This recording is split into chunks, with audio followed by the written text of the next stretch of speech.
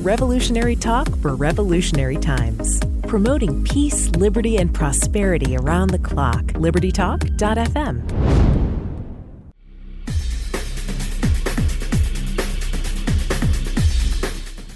Welcome to Living in the Solution with Dr. Elena George. Today we have a return guest, somebody who we spoke with about a year ago, and I wanted to have him come back to get his take on some of the things that we don't speak about. And one of the things that is really affecting everybody now is homelessness. And it seems to me that it's grown exponentially, but I really wanted to get a handle on how we got here. A lot of things that go on have a nidus or a source. For healthcare, it's the corporatization, for example, and the consolidation of our healthcare system that has changed how people access it and the cost. And so I wanted to find out if there was some sort of nucleus, some sort of thing that triggered this homeless crisis, because I think it preceded COVID. It's something that has mushroomed since COVID. So we're going to speak with Mr. Wesley Smith. He's a lawyer and award-winning author. He's also a senior fellow at the Discovery Institute Center on Human Exceptionalism. He's also a consultant to the Patients' Rights Council. In 2004, because of his work in bioethics, he was named one of the nation's premier expert thinkers in bioengineering by the National Journal. In 2008, the Human Life Foundation named him a great defender of life for his work against assisted suicide and euthanasia. He left full-time practice of law in 1985 to pursue a career in writing and public advocacy. He's the author or co-author of 14 books, and he's a regular contributor to the National Review Online's blog, The Corner, where he focuses on issues that impact human life and dignity. And I think, Mr. Smith, that's one of the major things that underpins homelessness, dignity and human life. And it seems to me that it's not something that people are really keying in on or they're taking it for granted. And all the solutions that we seem to come up with, I think, have made it worse. You wrote an article, Housing First Caused the Homelessness Catastrophe, and I wanted to get you to speak about that because it's something that affects every human being in our society. Yes, thank you, Dr. George. Really happy to be on with you again. Human dignity encompasses a lot of areas, the issues of life, the issues of death, and so forth. But I also think it involves the homeless issue. And my think tank, the Discovery Institute, has recently put out a report on this issue, and that's what got me really thinking about it. And if anybody is interested, they can go to the www.discovery.org for the report, how Congress can reform government's misguided homelessness policies. And it's actually co-authored by President Trump's homelessness czar, I guess is sometimes the term, the fellow Robert Marbut, who was the person in the Trump administration who dealt with this issue. I think the homelessness issue is caused by many things, but one of them is policy. And there is a policy known as Housing First that started around 2013 under the Obama administration. And the idea behind Housing First is that we will give grants to nonprofit organizations and so forth to help provide housing for people who are on the streets. And that's fine, but there was a problem with that. The Housing First policy did away or actually prohibited any requirement that somebody who receives that kind of assistance not take drugs. And of course, we know that the drug addiction is a big cause of the problem. Mm-hmm. They not to have any responsibilities to look for work or to engage in job training and this kind of thing. And so you ended up with a situation in which billions of dollars have gone to pay for housing vouchers and to try to find people roofs over their heads. On the other hand, there's been no requirement that the people receiving such help do anything.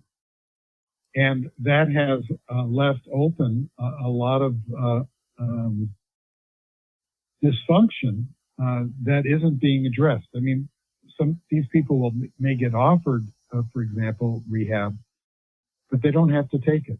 They don't have to promise not to do drugs. They don't have to not do drugs. They don't have to promise not to drink.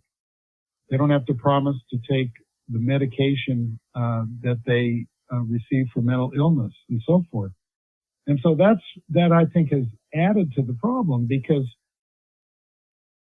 organizations, for example, like the Salvation Army, which has a really good record of helping people in this kind of circumstance, aren't able to get public funding because they do have requirements that people who get help obey certain rules. And also the Obama administration put in a law that said you can't give funding to religiously based organizations. And many of the best rehab organizations are organizations to help rehabilitate people so that they aren't homeless, which should be the goal. The goal should be people being self-sustaining, if they're capable of that, are religious organizations, rescue missions, and things of this sort. And they are unable to get funding from the government precisely because they, A, are religious, and B, have requirements for people who seek help in getting off the streets. So I think that was a big cause. Obviously, drug addiction is a huge cause. Mental illness, the closing of mental hospitals. Medicaid, for example, has limited payments to pay for mental hospital help, which some of these unfortunate people need. And we also don't have any kind of, I think, pressure or thinking about what we owe the homeless. We think a lot about. What they owe us, we don't think much about at all. And it seems to me that people who are homeless, who have the capability of restoring themselves to dignity, owe us that. They owe us not defecating in the streets. They owe us not shooting up on the streets. They owe us not dropping needles in the playgrounds and so forth. So we have to get back to a circumstance in which people who find themselves in deep difficulty can get help. We want to help people, but they also have to have the ability or responsibility to not only accept help, but help themselves. Well, I have a couple of questions about this process. If it's not the religious organizations, who are they spending the money on to help the homeless? Are these NGOs? Is it the government? Yeah, NGOs that are homelessness activists and so forth. Uh-huh. And many of these organizations and groups have an ideological belief against the kind of reciprocity that I was just discussing. Mm-hmm. And they actually work hard to intervene to keep these tent cities from being cleaned up, file lawsuits and so forth to prevent. In fact, this San Francisco was just complaining, which is one of the epicenters of this catastrophe that we're experiencing as a country. And there was a lawsuit that prevented even modest attempts by San Francisco to clean up the city from going forth. And so you find that in many ways there's paralysis, because you have a group of activists who are well-funded who want to just basically allow the homeless to do whatever they wish, even if it means squalor in the city, versus people who would like to see cleanup and rules that would require people to help participate in their own rehabilitation. And it's a very difficult circumstance at the moment. It sounds like the truism of follow the money applies here. If they get rid of the homeless, these NGOs are gone, so they have to create the perpetual problem, so they're perpetually needed. Is that a way to see it? And the problem is the federal government's funding has the homelessness first, or homeless housing first. The housing first approach. Many states have a similar approach. So that's not only the federal money that restricts what the recipients of funds can do to help the homeless, but state money and local money. Cities like Seattle, cities like San Francisco and Los Angeles have also joined this Housing First parade, which has failed abysmally. In 2013, as the report shows from the Discovery Institute, we were promised that by 2023, this problem would be done. And of course, it's worse than it's ever been. And the idea that we're going to just continue doing what we've been doing, which is making clearly the circumstance worse and worse and worse, is just irrational to me. I mean, it sounds exactly like the war. Anytime there's a war on something, you seem to get more of it. And one of the things, doesn't it? I mean, you've got the war on drugs and people are going, this makes absolutely no sense unless it's what you want, you know? But my second corollary question to this is, from a critical thinking standpoint, if you're trying to get people into housing and into society, but you don't want to teach them skills, get them mentally stable, put them in a position to succeed, what on earth are you doing? Well, you're making it so that you've always got work, don't you? Yeah. You've always got a need to help people, and if you don't solve the problem, if you solve the problem, you might be out of a job. I hate to be cynical, but I also think that it's ideological. That is, I think that there are people, there are organizations and groups in this society that seem to want the society to fail. And certainly the Housing First approach has failed. And the fact that we're not doing anything, at least at this point, to fix that policy, there are proposals we can get into, something called Housing Plus. It indicates to me that there are powerful forces in this country that kind of don't want this catastrophe to be remedied for whatever reason that might be. That's really tragic. I mean, you mentioned this happening in a prior administration, but how come it hasn't changed? We had a change of political parties. We had a change, majority in Congress, and nothing seems to have gotten done. Isn't that why? Yeah, and that's true. And part of I think the problem in terms of the last administration, because Robert Marbut was brought in to try to begin to make some of these changes, and COVID, stopped everything cold. Mm-hmm. So he wasn't able to engage in some of the activities that he wanted to. But there is an approach now being promoted in Congress called Housing Plus. And that would allow, of course, funding for putting roofs over people's heads. But it also would do away with that religious discrimination problem that I discussed. It would allow for organizations like the Salvation Army to receive funding, and for organizations that require the recipients of help to comply with certain requirements. And so I think that is, people are beginning to think about it, mm-hmm. but I don't think, the homelessness issue doesn't have a high political constituency. They don't have major corporations on K Street in Washington, D.C., looking to create laws that benefit them, particularly in the sense that we're talking about hoping to fix it.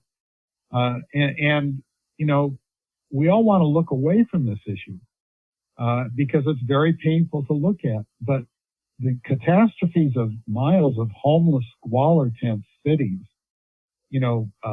block after block after block, of people being unable to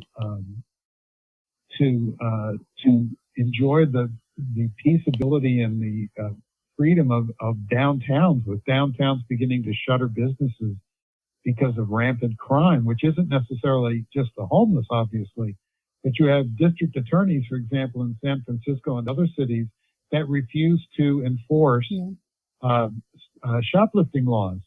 And I spoke with one head of a rescue union, a rescue mission that it has a religious perspective, And he said and this has really raised my eyebrows, he said that when the district attorneys don't enforce the laws against theft, that just creates an ability for drug addicts to fund their habits. And it just creates a continuing loop of destructive behavior until many are dying on the streets, especially with the fentanyl crisis, Exactly. And it's not preserving the dignity of these people. It's denying their dignity. It's allowing our fellow brothers and sisters to live in utter squalor and lack of, consider the self-loathing that one must possess to defecate in the streets, or there's now these zombie drugs where they're just people standing in the streets, stooped over because they're so addled by these drugs that are hitting the market. Also, when you think about fentanyl crisis, you have to bring in the immigration issue. Our southern border, the cartels from Mexico are pouring drugs into this country, and fentanyl in particular, which is very deadly. And the ingredients to make the fentanyl is being sent to them by China. And yet nothing seems to be done about those issues either.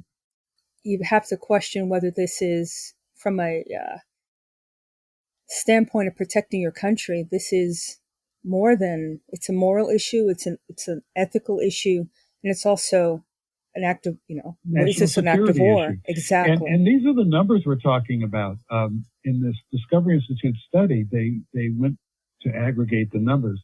Right now, there are close to 1.2 million adults experiencing profound housing insecurity. Some are on the streets, hundreds of thousands are literally on the streets. Some are in single room occupancy hotels with temporary ability to stay there and so forth. There are also, and it's a different statistic, there are 1,508,000 children experiencing this kind of homelessness or housing insecurity. Some are living with their parents in cars and this kind of thing. In the total of people with housing insecurity, either on the streets or in temporary circumstances, receiving vouchers or whatever, is approaching 3 million people. That's a large. And many segment. advocates think we're undercounting the people who are literally on the streets, adults and children under the age of 5, for example, because a lot of the children's statistics come from the Department of Education because of what the schools learn. And, that's about as many people as the city of Chicago are homelessness, are experiencing housing insecurity in this country. And that's a disgrace. It is, absolutely. On that note, let's take our first break and come back. You're living in the solution.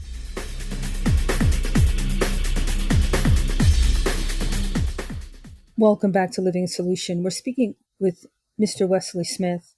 And prior to the break, you did a wonderful job of giving us this visual experience of what these people are going through. My question now is an ethical and moral one. We've went through an entire 4 years of pitting people against each other, hating on each other. And it seems to me with the how can I put it, the rhetoric of caring about people, we've actually produced a situation where people are living with people doing drugs on the street. What's going on with the people living in these cities?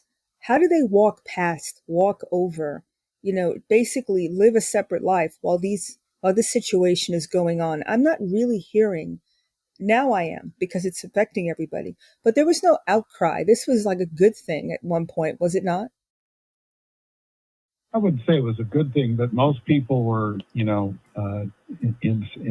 cities that were very prosperous, were able to actually kind of stay away from the areas which were collapsing into anarchy. And that's what we're talking about here, isn't it? Anarchy, social anarchy, and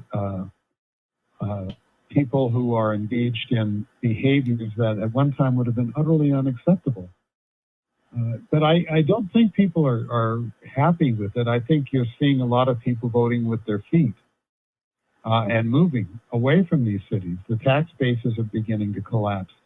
San Francisco, for example, is losing many of its businesses. There was just a terrible story, and I lived in and near San Francisco from 1992 to 2000, early 2017, so I know that city quite well. And there was a wonderful anchor store in downtown San Francisco on Market Street called Nordstrom's, 5 stories, really very beautifully maintained and so forth, nice merchandise. And there was a whole shopping center associated with that Nordstrom's. That Nordstrom's, if you can believe it, has just closed. It just closed. It closed because employees didn't feel safe. People were not coming into the city to shop because of what we've just been discussing. The crime was rampant, shoplifting and so forth. So the city of San Francisco lost a huge department store that brought not only tax money from the sale of merchandise at that Nordstrom's, but also brought people into the city to go to the restaurants. Maybe combine going to the city to do some shopping with taking in a show, after dinner, this kind of thing. And I've been told, I haven't seen it for myself, but I've been told that Union Square, which is the heart of upscale San Francisco, half the stores are now shuttered. And a San Francisco institution, Gump's, which was a department store, is closing. This is unthinkable. I mean, San Francisco has had policies that have created such a collapse for that city. But the 2 things it always had going for it, even as when I left the city, things were beginning to get bad. They weren't as bad as they are now. But you'd get off the BART, which is the subway system, and you'd have to step sometimes over people sleeping in the stations and this kind of thing. It's much worse now. But the 2 things that San Francisco always had was high tech, the Silicon Valley stuff, the tech workers who liked living in a city that had a very progressive morality for its social policies. And you had tourism and conventions, because San Francisco it isn't now, it should be a world-class city. And you have the trolley cars, and you have the bay, and you have Alcatraz as an attraction, Fisherman's Wharf. It's a gorgeous city. And there was convention after convention after convention, these huge convention centers that filled the hotels. The conventions are drying up. The tourism is drying up. The Hilton in downtown San Francisco apparently is closing or is being sold by its owner. You have a situation in which the city is imploding, and crime is, particularly property crime, is rampant. And I don't see anything being done to correct it. And I remember, Dr. George, in 2019, my wife and I took a vacation to Egypt. We did a Nile cruise. And I remember walking around Cairo, which is a huge city in a very poor country, a developing country. And it was cleaner than San Francisco. Wow. And I mentioned to my wife at that time, I said, this is disgraceful. Cairo's better maintained than the city that we live near. I used to live near. At that time, we'd left California. It was cleaner than San Francisco. I was struck by that. And the inexcusability of having a city as beautiful as San Francisco, as beautiful as Seattle, which is suffering the same discord and dysfunction, as beautiful as Los Angeles, where I grew up. In LA, I lived in Los Angeles until my early 40s. And I know LA like the back of my hand, and it's having a collapse. And it's having a collapse because of multiple dysfunctions of policy. And the problem is the voters keep voting for the same people who are causing this. So at some point in a free country, you get what you ask for. See, that was the underpinning of my question. Where's the ethical and moral underpinning of this? Is this a progressive policy that it just disregards that? I mean, how could you, for example, not want everybody involved, whether you're a church group, secular group? It's about fixing the problem, not acing people out to prove a point or push your agenda forward. So I guess the bigger question I have is, where's the ethics and morals in these supposed people first progressive policies? Or are there any? Well, I guess that's in the eye of the beholder. The people who support these policies, I think, believe that they are being compassionate, and that they, in this equity agenda, which doesn't push equality of opportunity, but equality of outcomes, and that doesn't work. It doesn't work. I mean, particularly if people are unable to, or incapable of, or refuse, as often happens, to help themselves. You also have, I think, a problem where our mental institutions, sometimes for good reason, because some of these places were barbaric, have been closed. And so we do not have the infrastructure available to treat people with serious mental illnesses. And what was supposed to happen back, I guess it was in the 80s, that the institutions were going to close, and then they were going to create community clinics to help people with mental illnesses. Well, many of the institutions were emptied, but the local clinics were never opened. No. And so we now have a circumstance in which there are not nearly enough mental health beds to take care of people who should be institutionalized. There's a woeful lack of community and support, and the people who would provide that from a religious perspective tend to get a bit starved for funds because they're not able to get mass funding except what they can raise themselves. And a lot of these institutions, like the rescue missions and Salvation Army and others like that, are doing good work, and they're helping people. But I think a lot more people could be helped if some of the changes that we discussed in the first section were made, so that religious groups could, you're not going to impose religion on people you're helping, but that people who have a religious basis, Salvation Army, etc., could receive funding. That's not the establishment of a church as against the First Amendment. It's common sense to allow various approaches then to compete with each other to see what works best. But right now you just have housing vouchers. If you want to go into rehab, here's a phone number, as opposed to, you know what, we're going to put a roof over your head, but what we're going to require of you now is to work in the kitchen and help prepare meals, and 3 days a week, I'm just, using a hypothetical, go to these rehabilitation classes or go into a rehabilitation clinic itself. And unless we start saying that the duties of dignity are mutual, the society to help the people who are in this unfortunate, awful circumstance, and those people who can help themselves to do so, will never reach the ultimate goal, which is self-sufficiency.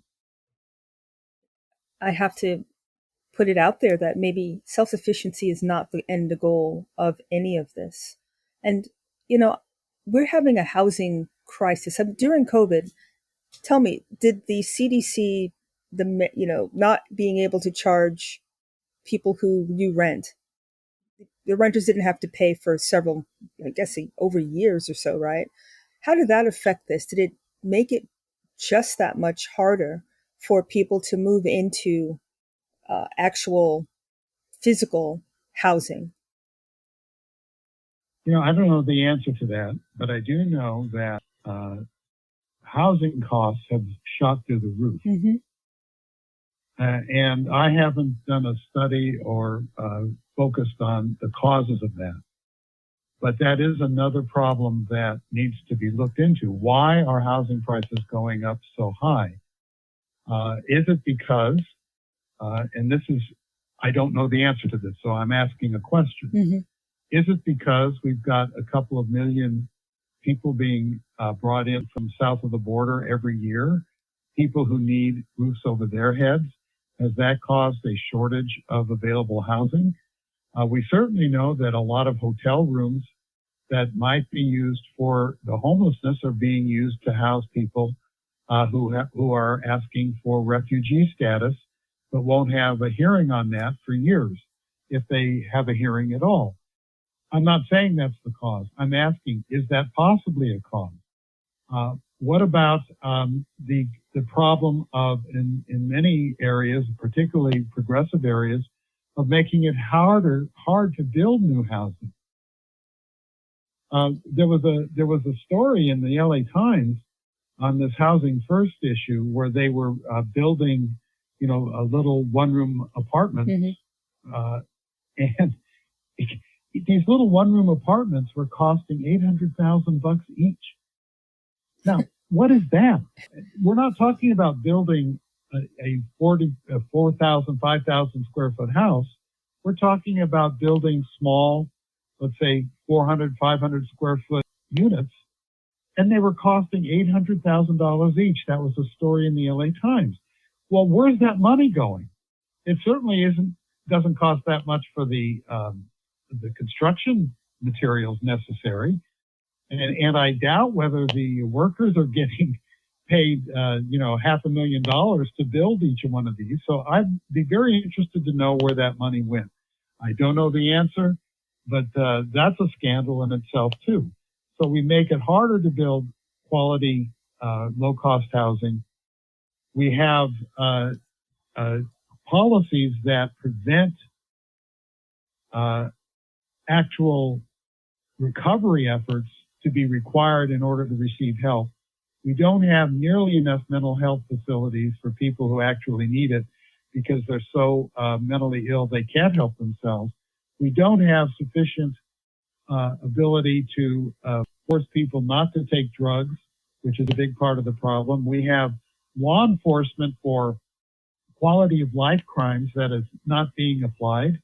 It's called the broken windows policy. And back when Rudy Giuliani first became mayor of New York, he started enforcing quality of life crimes. Stopping graffiti, misdemeanors, called the broken windows policy. If somebody relieved themselves on the sidewalk, they could be arrested, and so forth. And it really helped clean up the city because the theory was that if you focus on some of these misdemeanors that involve how a city looks, its upkeep and so forth, you will improve the quality of life for the entire city and you'll reduce crime, and that worked.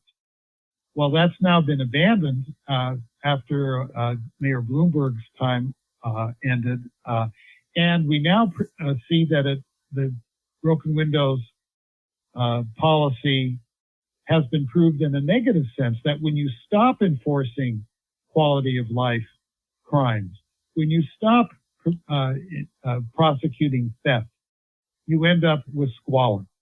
So we need to reinstitute the broken windows policy over time, and hopefully you'll end up with a renaissance. But at the moment, I'm struck by our inability or unwillingness, perhaps because we think it's more compassionate, to actually engage in the kind of structured policies that would, I think, begin to make a difference. And instead, we're sliding into increased dysfunction, dissipation, and decadence. It certainly seems like the underpinning or the beginning of this slippery slope was this housing first legislation. That's the conclusion. One of the major conclusions of this Discovery Institute study that I referenced. And again, it was written by Robert Marbut and Bruce Chapman. Bruce Chapman is the CEO, but Robert Marbut is an expert in this field. He has worked this field for literally decades, and he knows what he's talking about. And I hope that people will go to the Discovery Institute, www.discovery.org, and find the report, because it really does set forth in great detail what went wrong and offers many options for change and reform that hopefully could help turn the situation around. Well, in the next segment, I want to go into more detail about how some of these, changes and proposals, and also what we can do. We're all in this society together. You just described just a disaster in San Francisco with viable businesses just leaving. Where does that leave everybody? It becomes like a Wild West with nobody. I mean, either you're in that system or you want to get out as fast as you can. And for those that can't afford to leave, it's like being in prison. I can't even imagine what that would be like when you can't even go out and enjoy yourself, or you have to look over your shoulder, or God forbid you do have something and they come for you and there's nobody to protect you, no police, no nothing. And, we have, again, it seems like this was a unfolding event, because we had the time between Antifa and Black Lives Matter, those years where it really was open season on small businesses, on citizens, where they just got their property destroyed with no recourse. Did that set, in your opinion, kind of the table for where we are now? Everybody's just become apathetic, or they just want to get out of there and just leave it? Yeah, I think that a lot of people have given up on improvements and are thinking about how to best protect themselves in the circumstance in which they find themselves. So you find a lot of, I think, hundreds of thousands of people have left California. Well, I think Ronald Reagan used to call that voting with your feet. He was talking about a different voting in terms of East Berlin and so forth, but that's voting with your feet.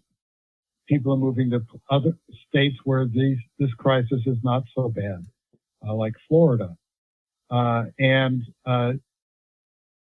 Then you have the problem in terms of, you talked about police. Police have been so disrespected that a lot have refused to stay in the profession. And a lot of people who might have otherwise become good cops, are refusing to apply. They don't want to. They see police as potential victims of a great deal of lawlessness and lack of respect, and also often being blamed in terms of law enforcement if they make a mistake. Now, that doesn't justify the cases of police brutality, which of course have happened and should be punished.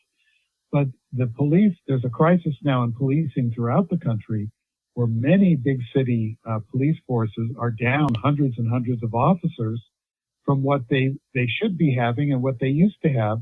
And of course, that affects the quality of life in the city too, and leads to a situation where, people are worried about their safety. This is not a society that is sustainable from what you're describing. It's just these pockets, but it has the potential to break out from those little enclaves and affect the entire country.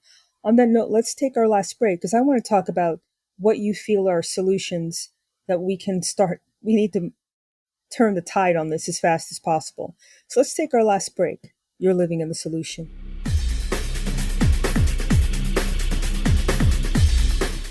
Welcome back to Living in Solution. We're speaking with Mr. Wesley Smith, and he's the author of several books.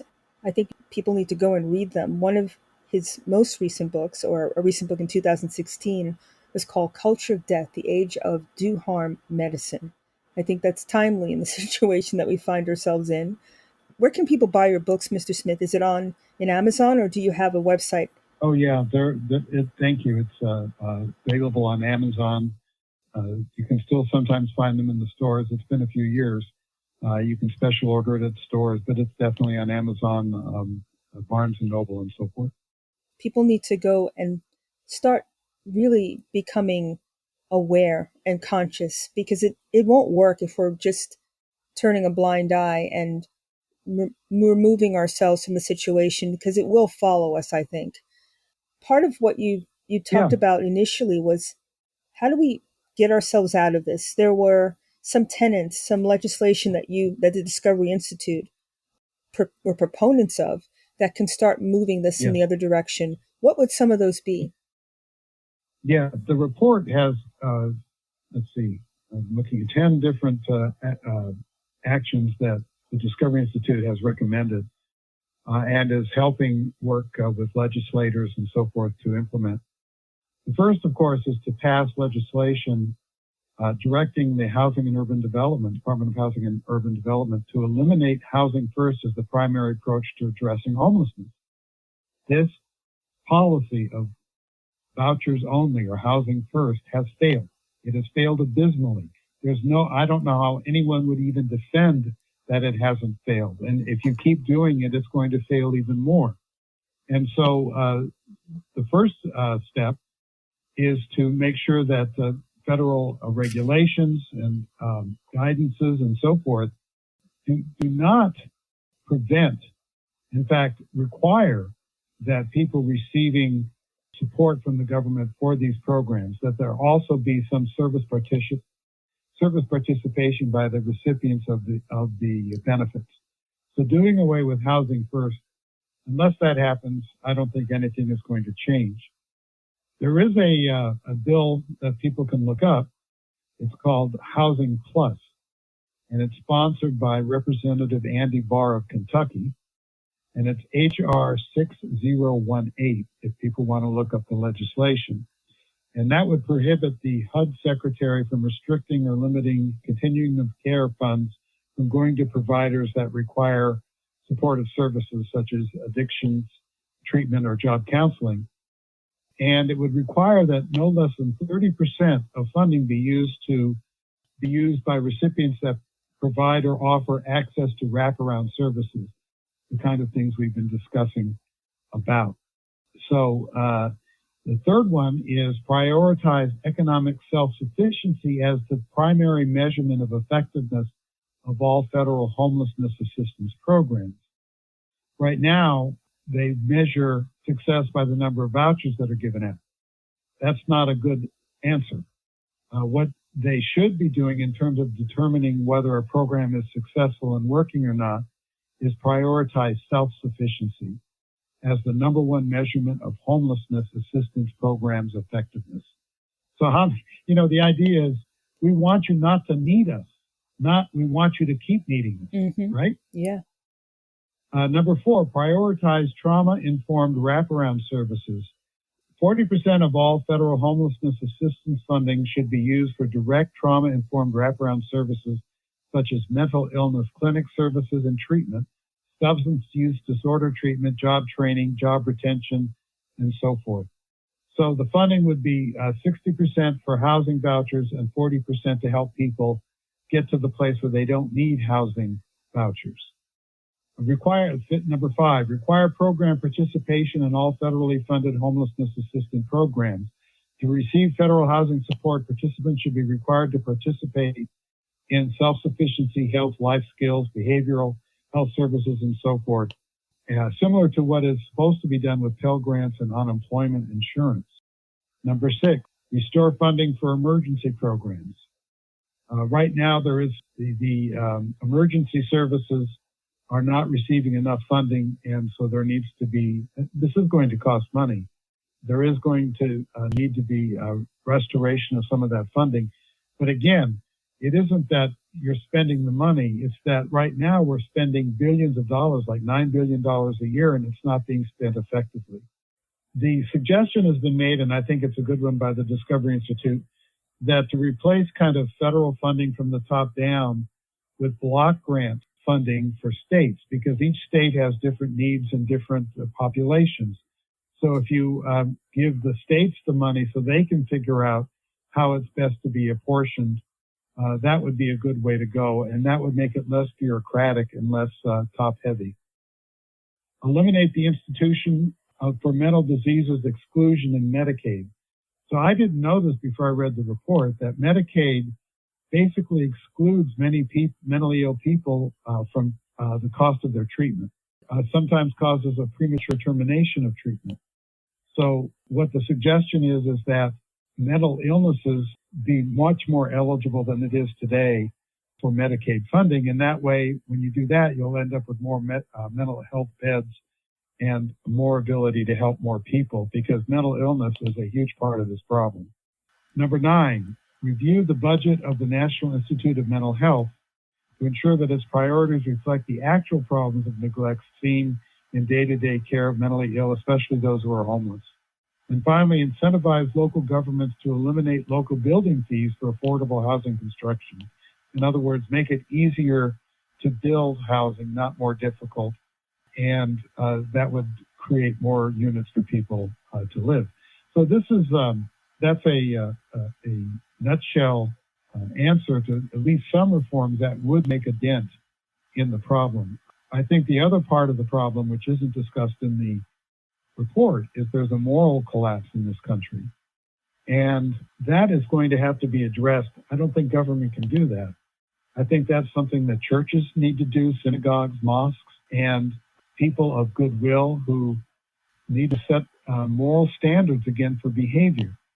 Unless we deal with the moral collapse in our country, we will still have people having sex in the streets, dying in the streets, defecating in the streets, taking drugs, dropping needles in playgrounds and so forth, businesses closing, downtown business districts in a state of crisis and so forth. Unless we decide as a people that we're going to say that's unacceptable as a moral matter and start requiring people, not in terms of law, but just in terms of our expectations, to act with a certain level of dignity and self-regard, we're never going to solve this problem.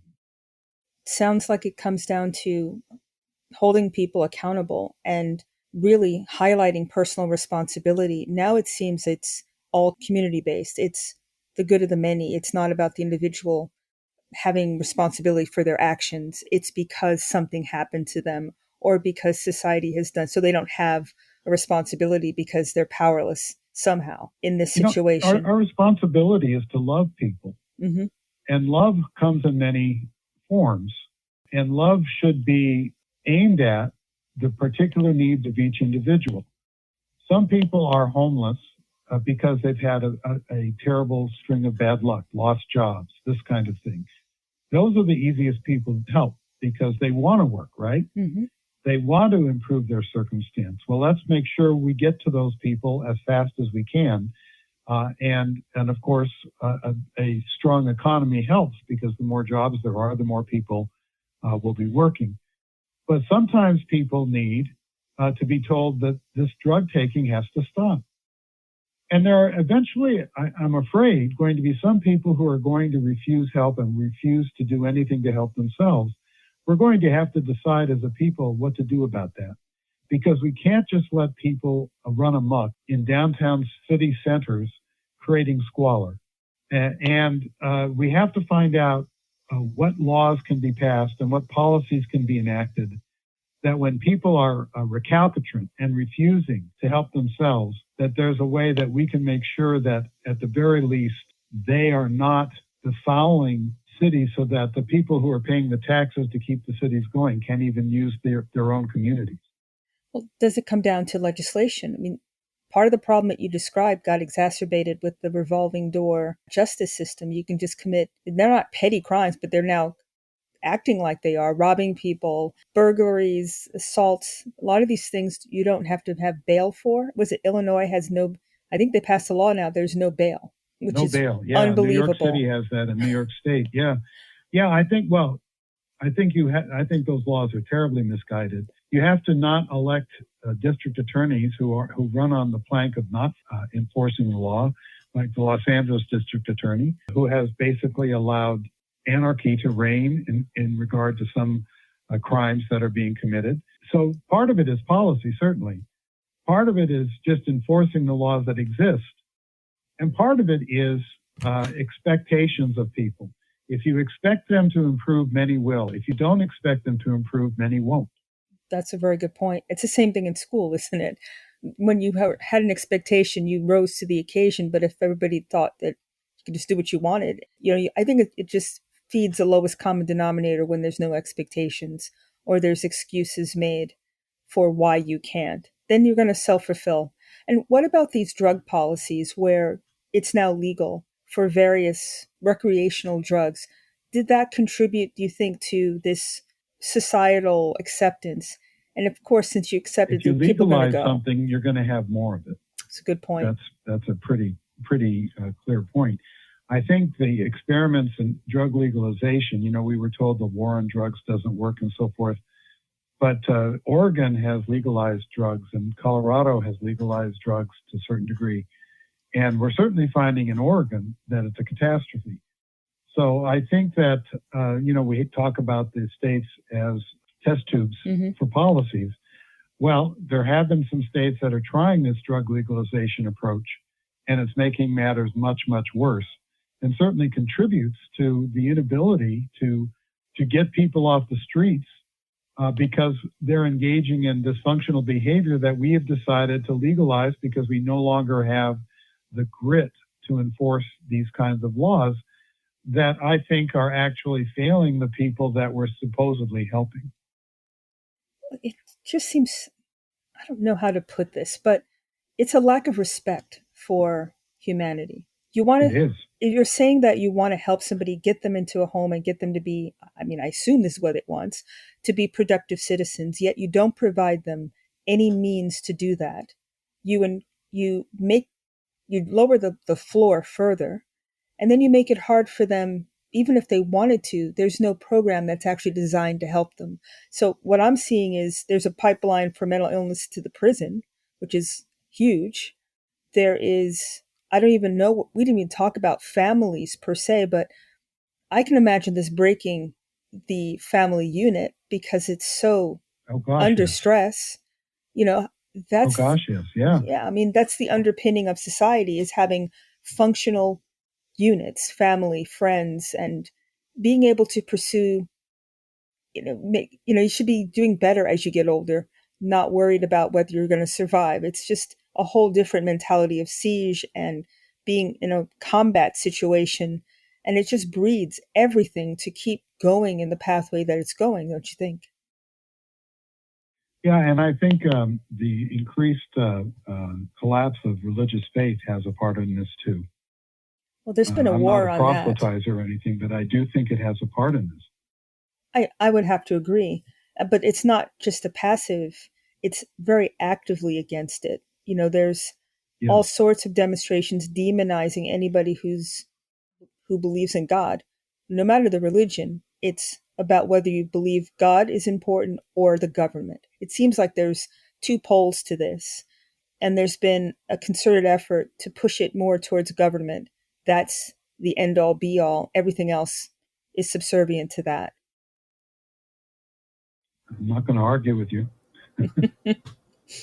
Well, it's about the individual choice. Whether you're, God forbid, in the homeless situation or you have a job and you have the means, I think everybody has to make a conscious choice now to be their brother's keeper, to take personal responsibility for what their actions are, and also to try to stop allowing this thing to have power. It's just taken off and it's gotten fueled by money and apathy, and someone else will do it, or I'm just going to withdraw myself from the situation. I just don't think it's not sustainable, as I said before. And from an ethical, moral standpoint, because that's really what it does come down to, I totally agree with you. God is number one, but how do people start that process? If you are, God forbid, teetering on the outskirts and you are homeless, how can you withdraw your consent from this situation? I know it's a really broad question. There are many organizations out there, like the rescue missions I discussed, the Salvation Army, that have very active and successful programs. And they are helping people. They're helping a lot of people, but there aren't enough of those programs for the entire problem that we're facing. But people who have a motive, who desire to get back to a place of self-sufficiency, there is help there for people, and they can find it in their local community. And those kinds of people, I think, are the easiest to save. The people that are difficult to save are the ones who want to continue to live dissipated lives and not change that, but receive, okay, here's your housing voucher. Now go out and overdose. I mean, that's not loving somebody. That's actually abandoning them. I couldn't have said it better. On the seconds that we have left, how can people read what you write and also get more information about your organization? Well, the Discovery Institute's at the Discovery, www.discovery.org, and that you can go into the Center for Wealth and Poverty. I run the Center on Human Exceptionalism and got involved in this issue because I was asked to speak on Capitol Hill on homelessness as a human exceptionalism issue. And I realized, I put some thought into it. My gosh, this is really a crucial human dignity issue in the sense of both helping people in the right way and what people owe the rest of us. I mean, it needs to be reciprocity. If people want to follow my writing, I write about many issues beyond the homeless issue, as you mentioned. I'm on Twitter at the Wesley J. Smith. I'm on Facebook. You can go to humanize.today. In fact, after you've listened to this podcast, I would urge your listeners to go to my podcast, humanize.today, where I do interview Robert Marbut about these issues, who was Trump's czar, and you can find that interview. I also interview a man, I did this 2 years ago, named Jim Palmer, who's the head of the Orange County Rescue Mission, who described how his organization helps people and the things he's seen in Housing First, of people being allowed to take drugs and live dissipated lives to the point where they're not being helped at all. Mr. Smith, thank you so much for joining me today. I learned a lot. I feel that everything that we do, nothing is in a vacuum. Every positive step we take, everything we do to help each other is what we should be doing.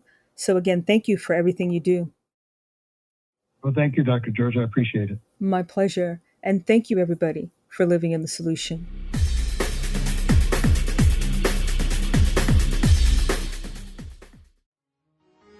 Revolutionary talk for revolutionary times. Liberty Talk FM.